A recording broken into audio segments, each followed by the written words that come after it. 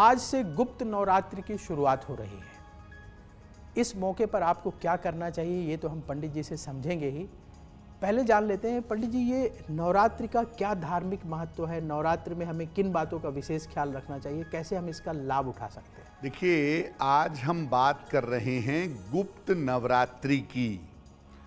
पहले ये समझते हैं कि नवरात्रि का धार्मिक और वैज्ञानिक महत्व क्या है। देखिए, आपको ऐसा लगता होगा कि नवरात्रि साल में 2 बार आती है, लेकिन नवरात्रि वास्तव में वर्ष में 4 बार मनाई जाती है। 2 बार गुप्त नवरात्रि मनाई जाती है और 2 बार सामान्य नवरात्रि मनाई जाती है। चैत्र की जो नवरात्रि है जो अप्रैल में आती है और आश्विन की नवरात्रि जो अक्टूबर में आती है, इसको हम लोग ज़्यादा जानते हैं, ये ज़्यादा प्रसिद्ध है।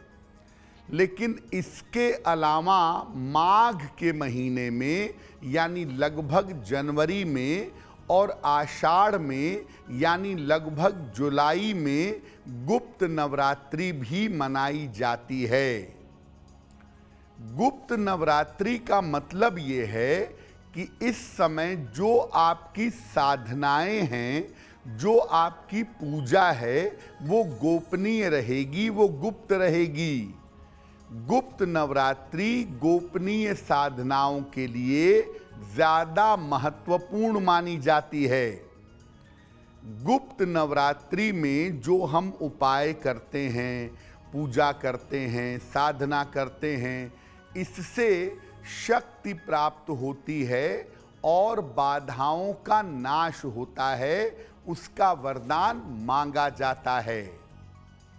वैज्ञानिक रूप से अगर आप देखें तो हर नवरात्रि के समय ऋतु परिवर्तन होता है। इसी प्रकार से गुप्त नवरात्रि के समय भी ऋतु परिवर्तन होता है और शरीर में पित्त की मात्रा बढ़ जाती है। गर्मी लगभग समाप्त होती है आषाढ़ की गुप्त नवरात्रि के समय और बारिश का मौसम शुरू हो जाता है, तो शरीर में पित्त की मात्रा बढ़ जाती है।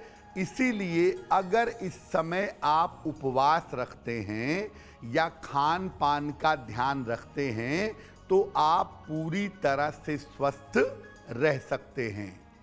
और आपके स्वास्थ्य को देखते हुए, आपकी मानसिक स्थिति को देखते हुए आषाढ़ के समय में गुप्त नवरात्रि बनाई गई है, ताकि आप कुछ न कर सकें तो कम से कम अपना आहार, अपना भोजन आप शुद्ध रखें और स्वस्थ बने रहें।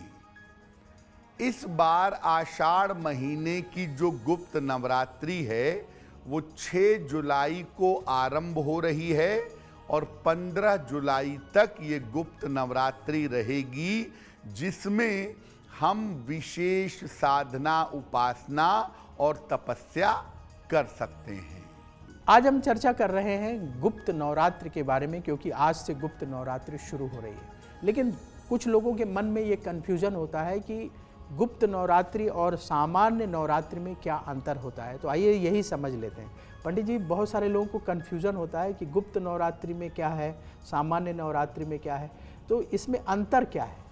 आपके मन में ये प्रश्न आ रहा होगा कि जो साल की 2 सामान्य नवरात्रि आती है और जो गुप्त नवरात्रि आती है, इसमें अंतर क्या है।